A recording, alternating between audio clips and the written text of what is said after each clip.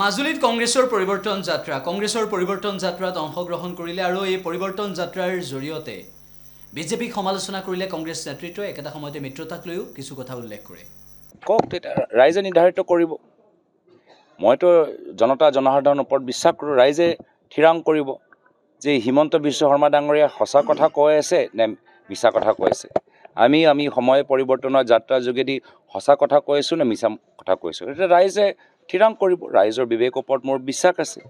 কিন্তু তেওঁ যে আপোনালোকে চাওক, আমিতো ৰাইজৰ বিবেকৰ ওপৰত বিশ্বাস কৰোঁ। সেইকাৰণে আমি এজন ৰাজনীতিবিদ হিচাপে তেওঁ যি কথা আমাৰ বিৰুদ্ধে অপপ্ৰচাৰ চলাবলৈ বিচাৰে, মিছা কথা ক'বলৈ বিচাৰে, ৰাইজৰ আগত কওক।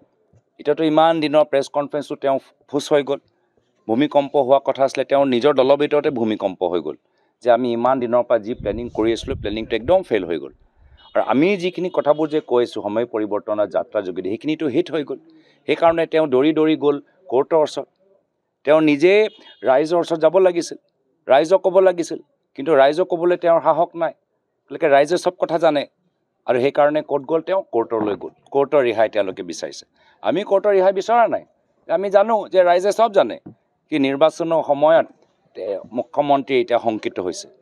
আৰু তেওঁও জানে যে ৰাইজে চব ক'ত তেওঁলোকৰ কি কেলেংকাৰী চব কথা ৰাইজে জানে। সেইকাৰণে ৰাইজৰ মাজত যে আৰু চৰ্চা নহয় তাৰ বাবে তেওঁ কোৰ্টলৈ গৈছে। মই ধন্যবাদে জ্ঞাপন কৰিছোঁ। আমাৰ আজি মাজুলীৰ যিটো কাৰ্যসূচী সেইটো পূৰ্ব নিৰ্ধাৰিত। বহুত আগতে আমি মাজুলী, কালি বিহালী আৰু কালিলৈ লখিমপুৰৰ কাৰ্যসূচী আছিলে। গতিকে আমাৰ যিখিনি পূৰ্ব নিৰ্ধাৰিত কাৰ্যসূচী চলি আছে সেইখিনি শেষ হোৱাৰ পিছতেই দলে যিটো সিদ্ধান্ত ল'ব এইটো মই আপোনালোকক জনাম। ইতিমধ্যে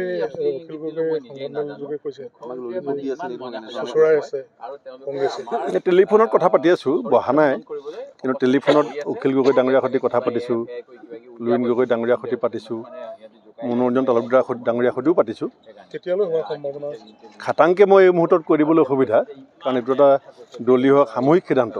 কিন্তু নিশ্চিতভাৱে যি সিদ্ধান্ত হ'ব আমি ৰাজহুৱা কৰিম।